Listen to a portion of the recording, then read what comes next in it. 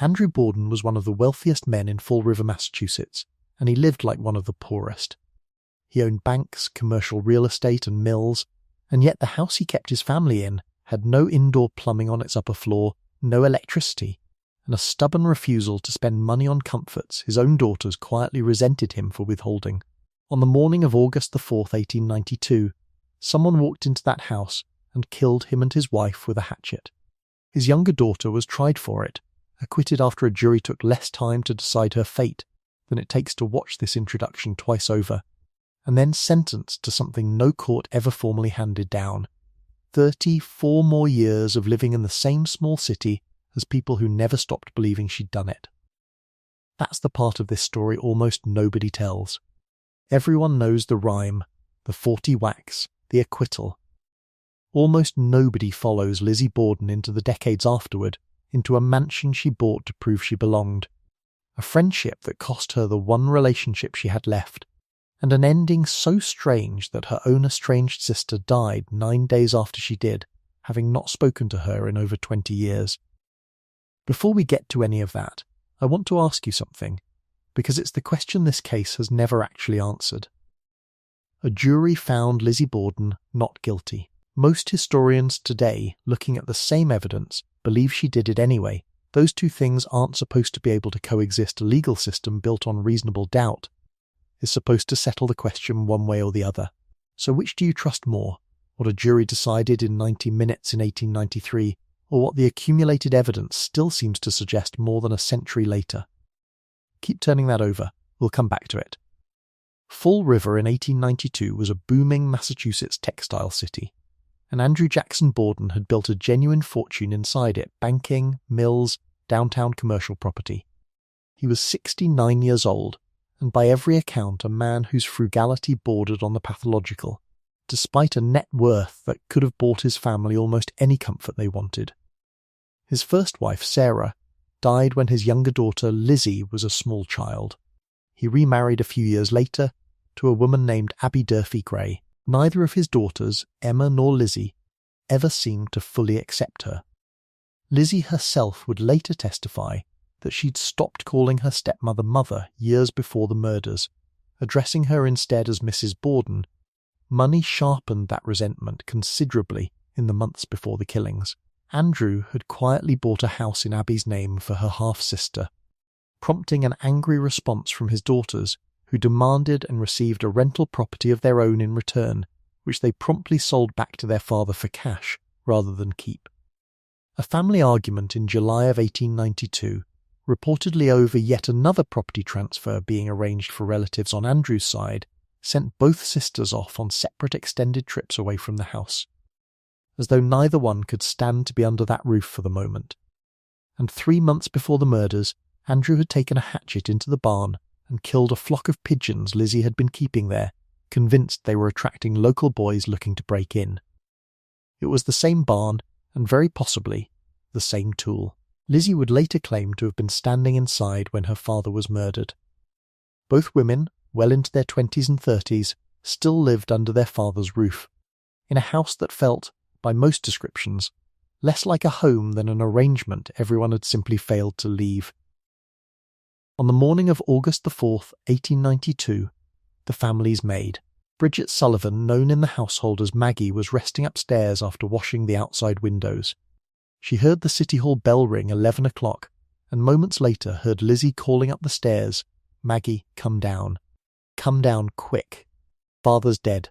Somebody came in and killed him." Andrew Borden was found on a sitting room sofa downstairs.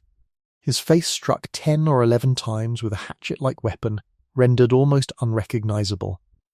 Abby Borden was found upstairs in a guest bedroom, struck roughly 18 or 19 times. A doctor's examination determined that Abby had died first by as much as 90 minutes before her husband, meaning whoever killed them had waited, inside that house, between one killing and the next. When a neighbour, Mrs. Adelaide Churchill, rushed over after hearing the commotion and asked where Abby was, Lizzie gave an answer that would haunt the rest of the investigation. Her stepmother, she said, had gone out that morning after receiving a note asking her to visit a sick friend. She added, unprompted, a detail that struck several people as strange even at the time that the family had all been feeling unwell recently, and she suspected their milk might have been poisoned. No note was ever found. Despite a $5,000 reward, an enormous sum for the era, no friend, messenger or deliverer of any such note ever came forward. And the timeline made the story impossible on its own terms. Abby had already been dead for the better part of 90 minutes by the time Lizzie claimed she'd left the house. Within minutes, Mrs. Churchill and the family's summoned friend Alice Russell were both in the house, and word had spread quickly enough that neighbours began gathering on the lawn outside. Someone ran for the police, and a doctor living nearby was brought in to examine the bodies before either had been moved. By early afternoon, what had been, that morning, an unremarkable side street in a Massachusetts mill town was filled with officers, reporters, and onlookers, all trying to work out how two people could be killed in broad daylight inside their own home while a grown daughter and a live-in maid were both supposedly present the entire time. Lizzie told police she'd been out in the barn loft looking for lead to fix a fishing sinker at the time her father was killed. Her account of exactly where and how long shifted as she repeated it. Emma, the elder daughter, had been out of town visiting friends and was never seriously considered a suspect. Suspicion settled on Lizzie almost immediately, for reasons that had less to do with hard evidence than with the accumulation of small, damning details. While Lizzie sat in jail awaiting trial, it was Emma who inherited control of what remained of their father's estate during that period, who used those funds to help mount her younger sister's defence, hiring the legal team that would eventually win her acquittal. Whatever else would happen between them in the following decade, in the moment it mattered most, Emma had chosen her sister without hesitation. Investigators searching the property found 4 hatchets in the basement. One had a broken handle and a head covered in fresh ash, as though someone had tried to hide it or clean it inside the household's own stove. It was never conclusively matched to the wounds, and no blood was ever found on any of Lizzie's clothing. The day before the murders, she had gone to a local pharmacy attempting to buy prussic acid, a deadly poison, and had been turned away without a prescription. 3 days after the killings, she was seen burning a dress in the kitchen stove, which she said was ruined by paint.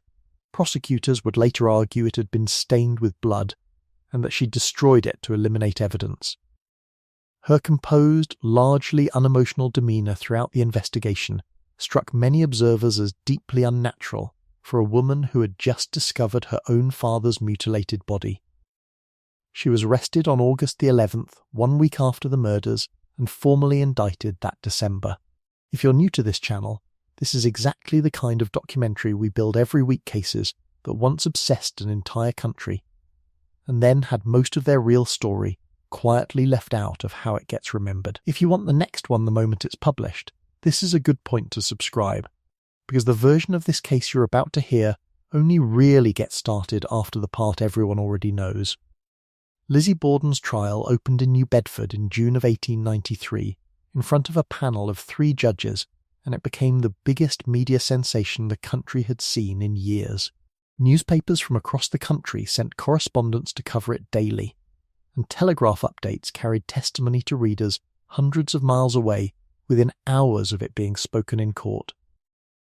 Over more than a week of proceedings, the jury heard from Bridget Sullivan about the ordinary exhausting chores of an August morning that had turned into a crime scene around her, from neighbours describing the chaotic minutes after the bodies were found, from doctors walking through the wounds in clinical, unavoidable detail, and from the druggist who claimed Lizzie had tried to buy poison from him the day before the killings.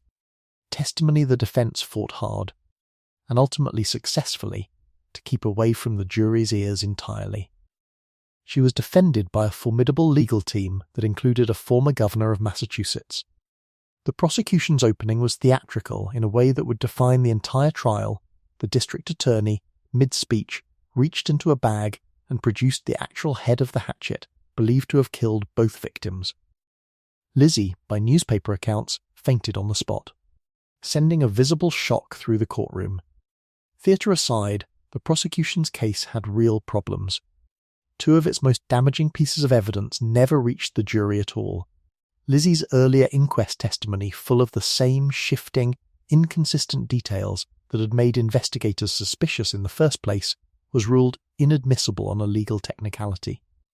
The prussic acid purchase attempt was excluded as well, on the grounds that it wasn't directly tied to the murder weapon.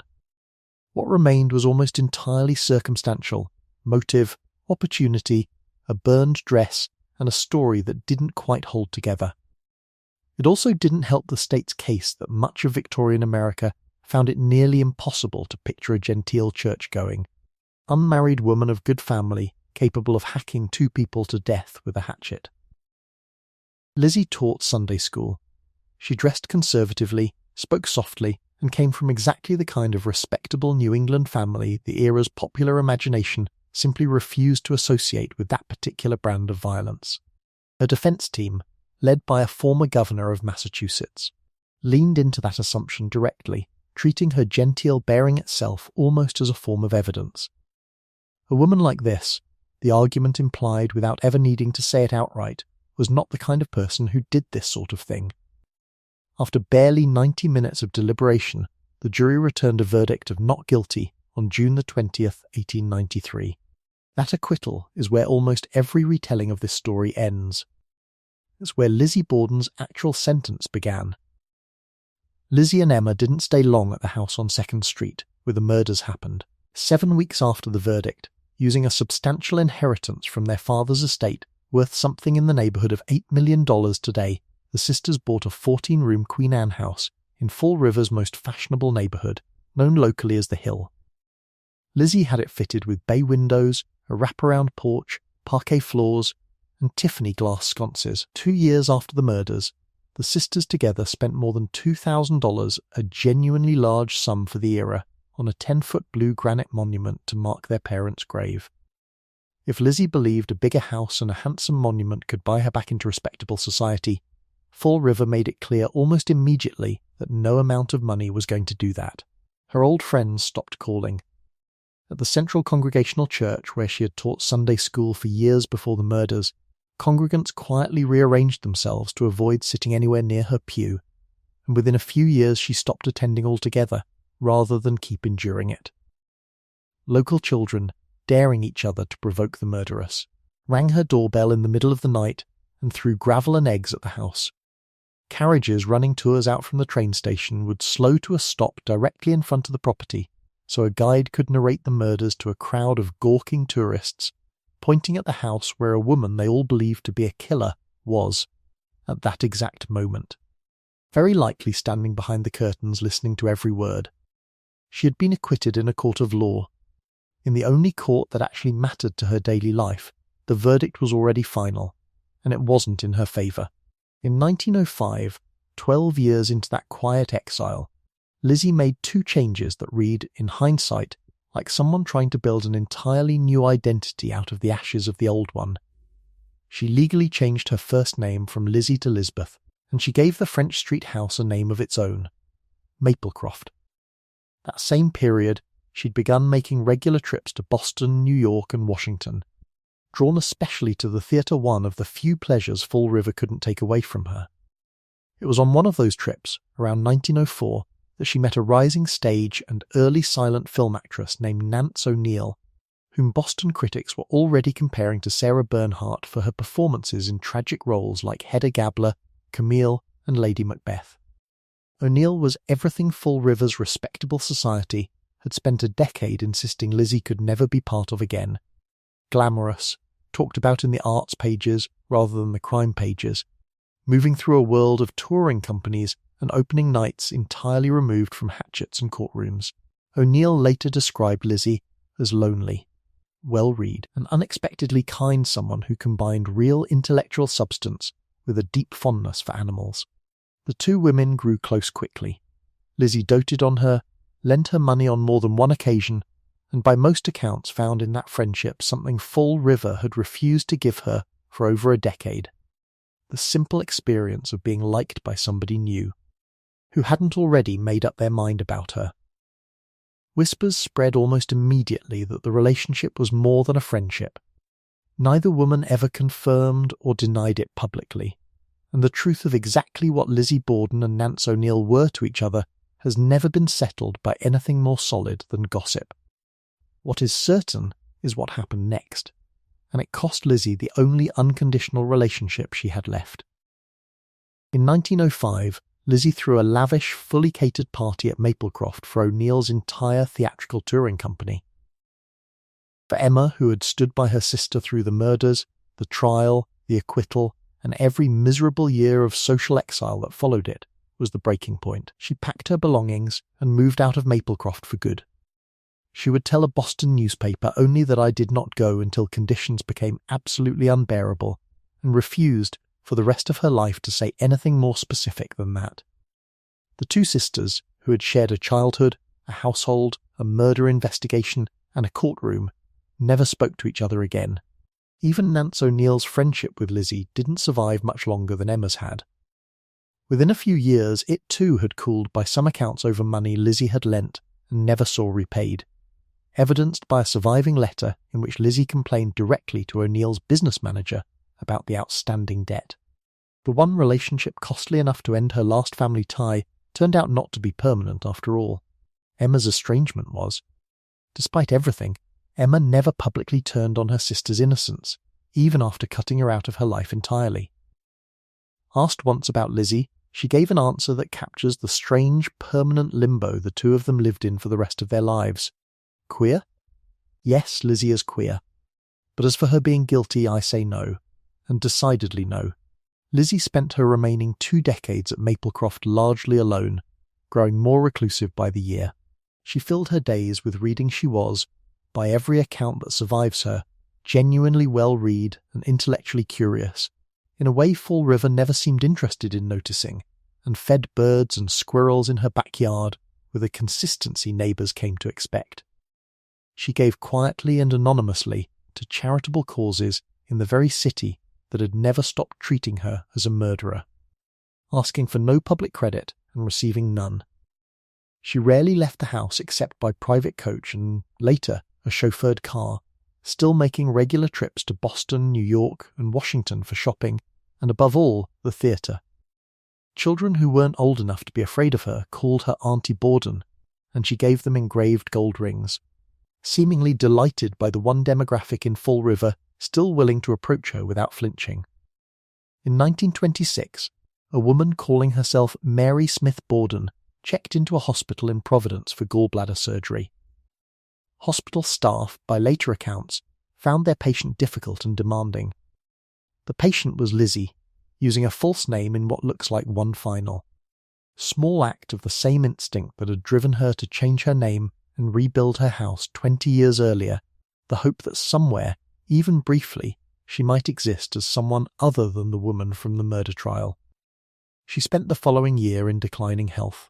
On June 1st, 1927, Lizzie Borden died at home in Fall River at the age of 66 from complications of pneumonia. No one was invited to her funeral. That same day, in New Hampshire, Emma Borden, by then living out her own quiet, reclusive final years, suffered a fall that broke her hip. She died 9 days later, at the age of 77.